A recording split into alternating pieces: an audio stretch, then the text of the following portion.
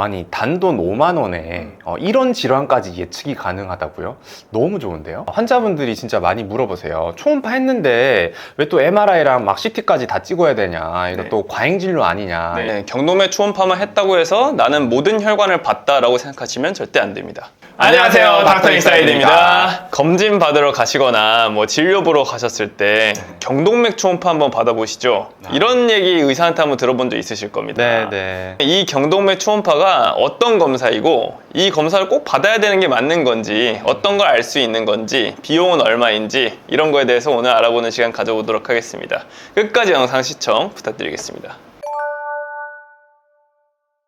경동맥은 심장과 뇌를 연결하는 양쪽 목 부분에 있는 동맥이고, 이게 뇌로 가는 혈류의 한 80% 정도를 담당하는 되게 중요한 혈관입니다. 아주 중요한 혈관이고요. 여러분들 여기 이렇게 만져보시면 이렇게 턱턱 뛰는 게 느껴지실 거예요. 이게 경동맥입니다. 뇌에 있는 혈관이라든지 심장에 피를 공급해주는 관상동맥은 여기 이제 뼈도 있고 뼈와 함께 폐도 있잖아요. 가리고 있는 게 너무 많다 보니까 직접적인 관찰이 어려워요.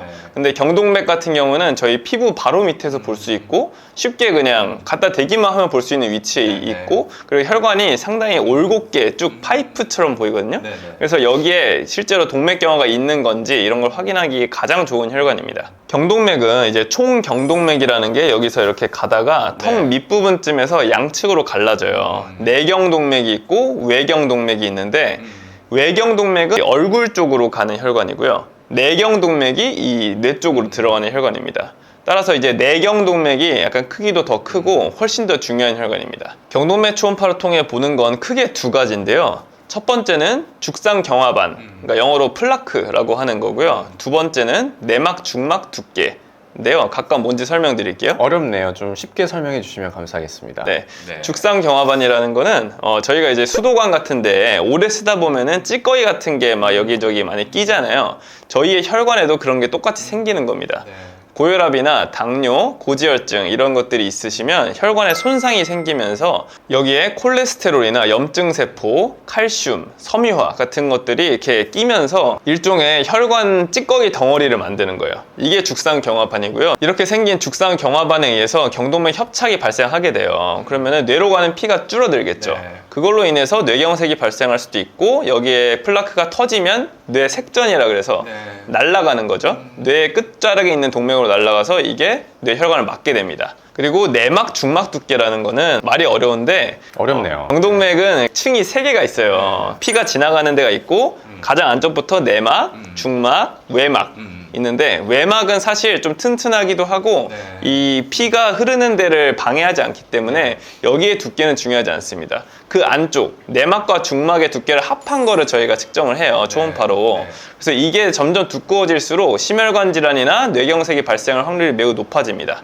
여기에 이제 추가적으로 도플러 초음파라고 해서 혈류를 직접적으로 속도가 어떻게 되는지, 파형이 어떻게 되는지 이런 거를 보게 되는데요. 이거는 협착이 어느 정도 진행되었을 경우에 중요한데, 호스 같은 거 보시면 입구를 작게 만들면은 빨라지죠. 속도가.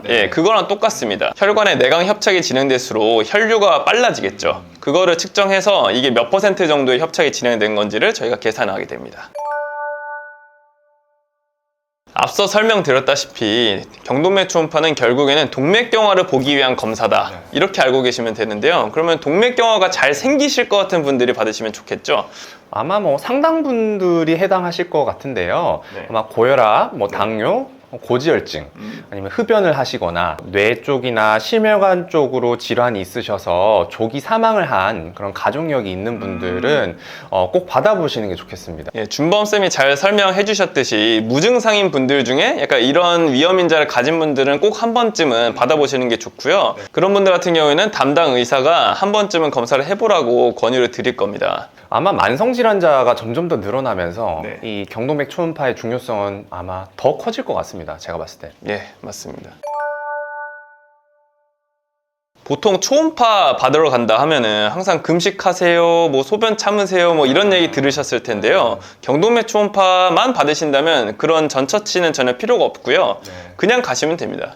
근데 이거 할 때 숨 참아야 되거나 그런 건 없습니까? 숨도 편하게 쉬셔도 됩니다. 자세도 그냥 누워서 베개 이렇게 한 채로 턱을 약간 든 상태에서 왼쪽을 본다? 그러면은 뭐 반대쪽으로 이렇게 고개를 젖힌 상태. 약간 목이 너무 짧으면 어떡합니까, 그러면? 그런 경우도 있으세요. 그러면은 조금 더 턱을 많이 최대한 더 들고 최대한 이렇게 돌려주시라고 말씀을 드리는데 되긴 되네요, 그래도. 어떻게든 볼 수는 있습니다. 네. 별 이상 소견이 없는 경우에는 검사 시간은 한 5분 안쪽으로 빨리 끝나고요. 만약에 플라크가 상당히 여러 개가 있으시거나 협착 소견이 심하다 그러신 분들은 한 10분에서 그 이상 소요될 수는 있습니다.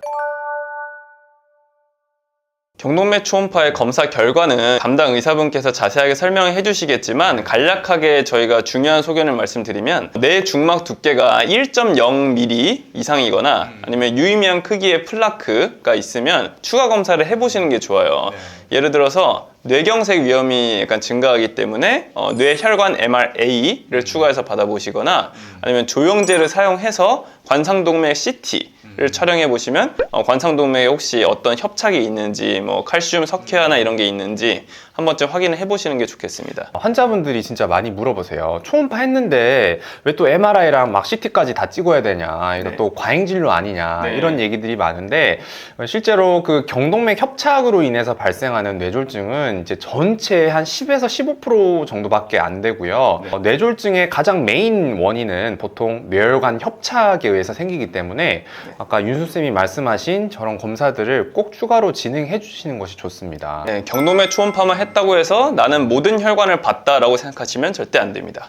방금 말씀드린 이런 추가 검사들을 받는 것도 중요하지만 이거보다 가장 중요한 건 무조건 이 원인에 대한 치료입니다. 그건 알지만 사실 그게 잘 안 되니까 검사하는 거긴 하죠, 솔직히.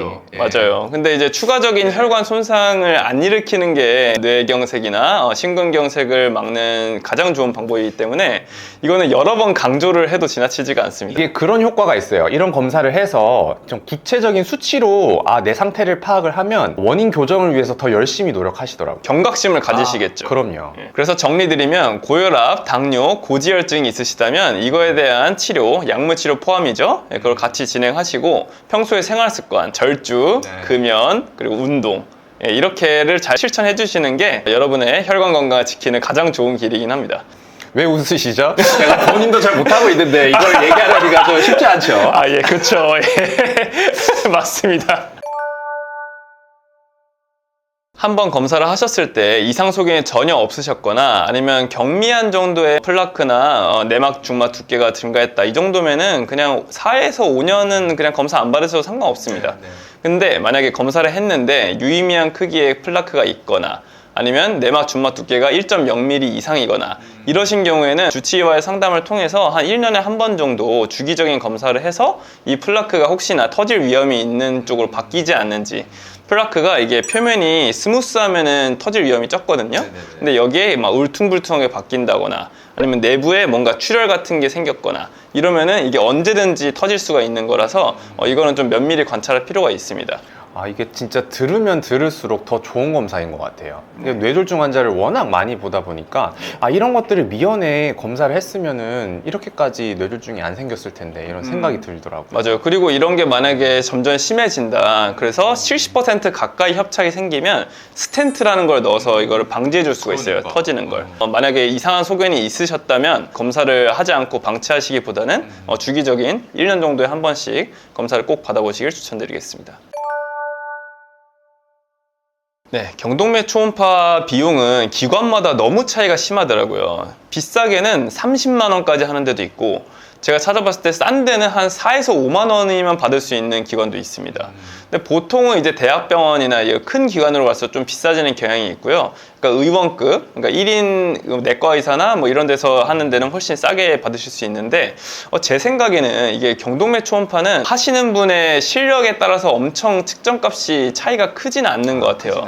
왜냐면 이게 복부처럼 깊숙하게 있는 것도 아니고 주변에 뭐 복잡한 장기가 있는 것도 아니기 때문에 저는 그냥 가까운데 그냥 받으시기 좋은 데서 싸게 저렴하게 받으시는 거를 추천드리겠습니다. 진짜 꿀팁이네요. 오늘은 검진을 준비하실 때 경동맥 초음파에 대해서 궁금해하실 만한 내용들로 한번 Q&A 시간 가져보았는데요. 검진 준비하실 때 많은 도움이 되었으면 좋겠습니다. 감사합니다. 안녕.